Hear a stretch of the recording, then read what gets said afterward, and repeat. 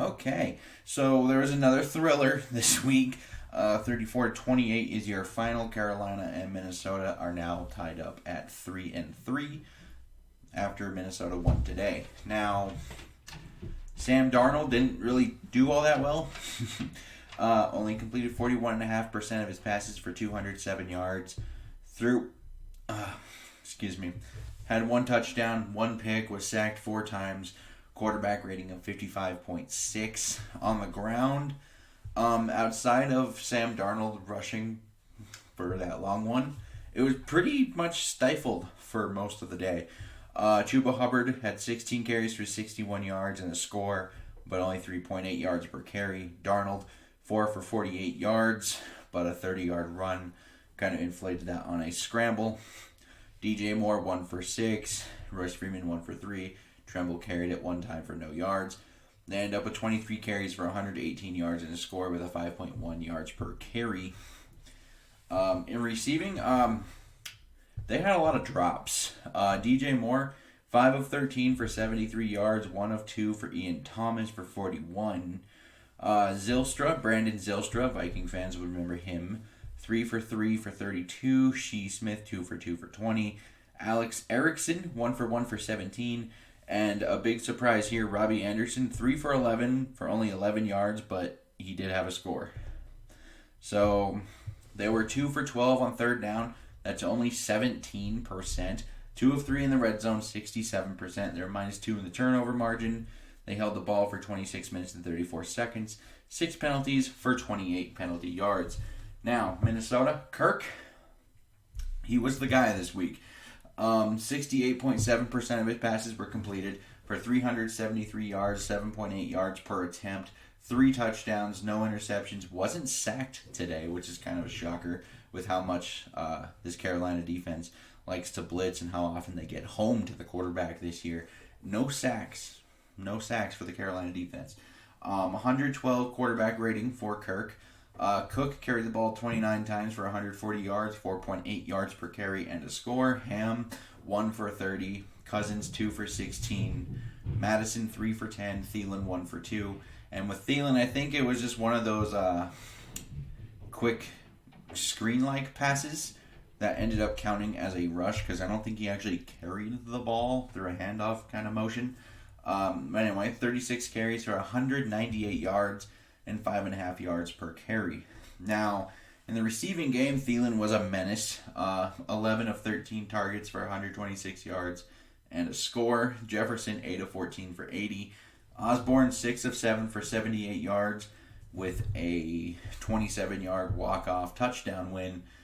Conklin, 3 of 5 for 71. Westbrook, 2 of 3 for 13. And Herndon kicked in with his only target being a score. So they were 7 of 16 on third down. That's good for 43.7%. 3 of 5 in the red zone. That's good for 60%. They were +2 in turnover margin. 37 minutes and 38 seconds of possession time. And 11 penalties for 98 yards, which is effectively 10 for 93 since they intentionally took one for the delay of game. Now we get to my real thoughts. So offensively, well done, Kirk. He effectively led 2 game-winning drives. Just they missed the first field goal, and then he did it again in overtime. I thought Darisaw had a really good showing. Wasn't sacked. I still think there was some pretty prevalent pressure at times, but he wasn't sacked. I think the offensive line, for the most part, played adequately. Udo had a bad game, but the rest of it, I think, was at least okay. There were missed opportunities early that nearly cost them this game. They missed a deep ball early to Justin Jefferson. Jefferson fumbled the ball. They had, after the interception by Darnold, they only had to get 3. They settled for 3. And things like that nearly cost them. But in the second half, they did much better on capitalizing on things. Defensively, I thought there was a lot of good and a lot of bad. So the good things was I thought they had constant pressure. They had some takeaways. They got to the quarterback again. For the most part, I think they played pretty okay in the run game. Because if you take away Sam Darnold's 30-yard run, they held him to 4 yards per carry. So that's really not that bad. The only time that really becomes bad is coming into this game. They were averaging 3.7 yards per carry, so they're still allowing more yards per carry than what the team was averaging coming in to the game. So, but it was better than the previous weeks overall. Now, the bad things, just the entire Panthers' final drive, really, from that 4th and 10 onward. The scrambling quarterbacks continue to kind of be a thorn in the side, and then you just have the constant flags. You can't be doing that. Special teams had a pretty rough day as well. Greg Joseph, you got to hit the kicks, man. They had a blocked punt. There was another pretty bad punt that I think went about 30 yards. And then a D.D. Westbrook fumbled a punt. And then there was a nearly muffed punt by Westbrook. So it was a pretty bad day for the special teams. Now, overall, I do think there's a lot to correct here. Like Minnesota, I think they continue to kind of disappoint when it just comes to playing situational football. When it comes to playing smart, disciplined football in key moments in the game, I think they continue to do that. Like I said, they started off with a pick, settled for 3. They fumble the ball. They go down 7-3. They settle for another 3 after missing 2 chances at the end zone because they missed the chance for Jefferson deep, which was a touchdown. I'm not sure if that was just a bad throw by Kirk or if he expected him to take it more vertical. I'm not sure which that was. But there was another time later in the drive because I drove down into the red zone. They were kind of like around the 10, I believe. And then Kirk Cousins slips on a play where he had Thielen open in the end zone. So you kind of missed chances to score a touchdown there when you shouldn't have. Then you settle for 3. You can't be doing that. And they had another one where there was a 3rd down and KJ Osborne, they showed the other angle and he was open. That 3rd down would have been converted, but it kind of slipped out of his hands and it ended up being called an incomplete pass, even though there was some thought it could have been a fumble. But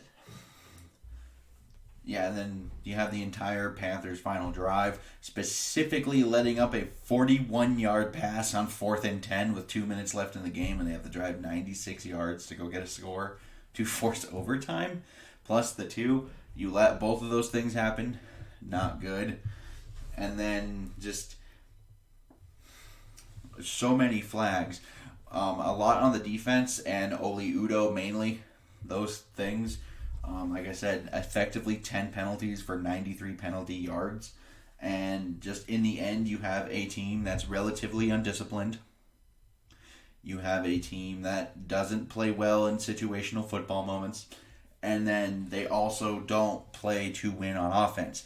They like to play defense. But when you aren't kind of disciplined and playing good situational football, it doesn't allow you just to win with defense. So they need to kind of fix that and just let the offense take over, because I think this offense could be really good if they just let it happen, but they are not letting it happen. So just give it to Kirk. Let him run through the offense here, because that's the other thing. It can't go through Dalvin Cook. It needs to go through Kirk Cousins. And right now I feel like it's more Kirk is part of the offense, but Cook is the engine. That needs to be flipped, because Kirk is actually more often available and he's the quarterback. So you get more consistent. So all of those are good things. And I think like this game shouldn't have been close. It really shouldn't have. Carolina did not play well enough to be in this game, but Minnesota just let them hang around. And if they had a more competent quarterback, at least for this game, there's a good chance Minnesota loses just from that. And I think this bye comes at a pretty good time. This gives them a good time to self-scout, things like that, see what they can improve. And just there's a lot of things to correct, even just from the coaching side of things. Because a lot of this is coaching. That is probably the best news, is this is all correctable, I think. So that's the good part. The bad part is these coaches have had this long to do it. Why isn't it already being done? But yeah, I'd like to know your guys' comments down below. Like and subscribing. Super helpful. Till next time, I bid y'all adieu.